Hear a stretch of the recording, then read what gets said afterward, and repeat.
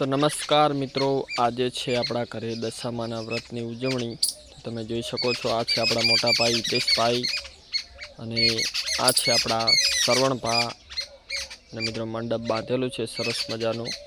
તો મિત્રો વિડીયોની અંદર જોડાયેલા રહેજો છેલ્લે સુધી. આ છે આપણા ભૂટોભાઈ. આગળ આપણે બાદરીના ખેતરનો કટ છે. આપણે રદગા બાદરી વાટવા આવ્યા છે, તમે જોઈ શકો છો. સાંજનો પોડકો આપણે કરી નાખ્યો છે આ પડ્યો તો આપણે હાલ બેઠા હતા. આ બાજુ આપણે પોથન બધું વાયેલું છે. આપણે દાંતેડું પડ્યું છે. આ દાંતેડાથી જ આપણે બાદરી વાટી છે.